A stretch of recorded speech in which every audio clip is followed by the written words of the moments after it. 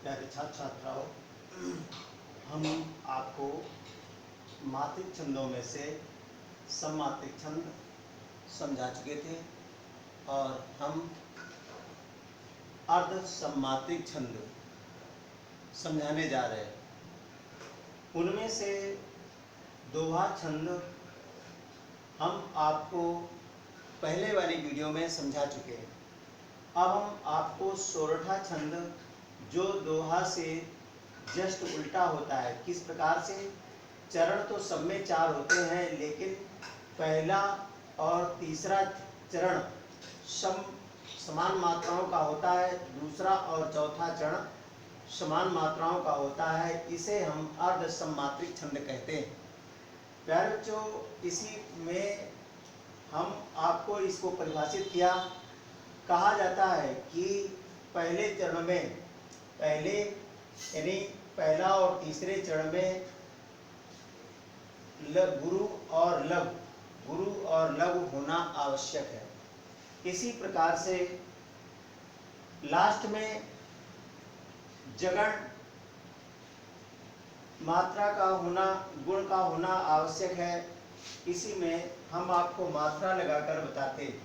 इसी में बड़ा ऊ गुरु मात्रा, लघु गुरु लघु, गुरु गुरु लघु, ये मात्राएं 1 2 3 4 5 6 7 8 9 10 11 मात्रा हुई। ये 11 मात्राएं पहले चरण में। इसी प्रकार से हम आपको दूसरे चरण में गुरु लघु लघु गुरु लघु लघु लघु लघु और लघु लघु लघु, इस प्रकार से मात्राओं को दूसरे चरण में गिनते हैं। 1 2 3 4 5 6 7 8 9 10 11 12 13। इसमें 13 मात्राएं हुई। तो ये पहला चरण हुआ और ये दूसरा चरण हुआ। तो ये पहला चरण और दूसरा चरण में, पहले चरण में 11 और दूसरे चरण में 13। तो पहले चरण में 11 और दूसरे चरण में 13 मात्राएं हुई। इसी प्रकार से गुरु लघु लघु गुरु लघु लघु गुरु लघु, 1 2 3 4 5 6 7 8 9 10 11।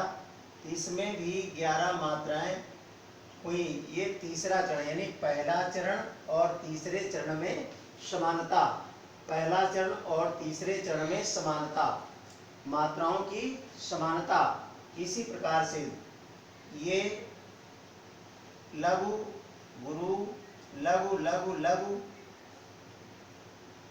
और लघु लघु लघु लघु और लघु लघु लघु, इस प्रकार से इनको जोड़ लेते हैं।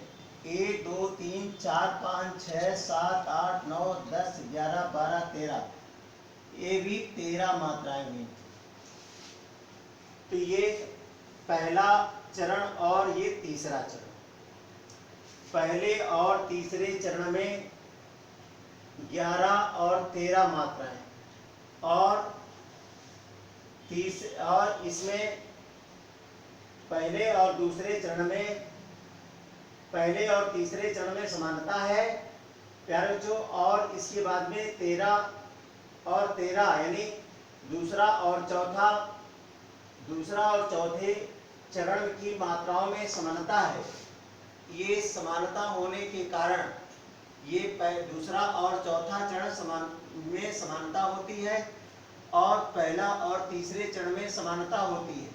तो इसलिए ये अर्ध सममात्रिक, क्योंकि आधा समान है तो अर्ध सममात्रिक हुआ। अर्ध सममात्रिक में से हमने आपको बताया था कि पहले चरण के और तीसरे चरण के जहाँ पर इति होती है उसमें लघु और लघु होना आवश्यक है। तो इसमें भी गुरु और लघु है, इसमें भी गुरु लघु है, इसलिए ये सोरठा छंद है। प्यारे बच्चों, ये शायद समझ में आ गया होगा। अगर समझ में नहीं आता है तो कमेंट माध्यम से हमको अवश्य बताएं। हम आपको फिर से संतुष्ट करने की कोशिश करेंगे। इसके साथ ही ये 16वां अर्ध सम्मात्रिक छंद समापन हुआ।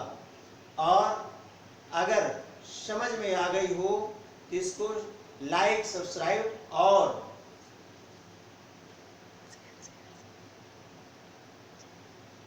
शेयर जरूर करिए, शेयर जरूर करिए। प्यारे बच्चों, ये आपका छोटा छंद समापन हुआ। Thank you.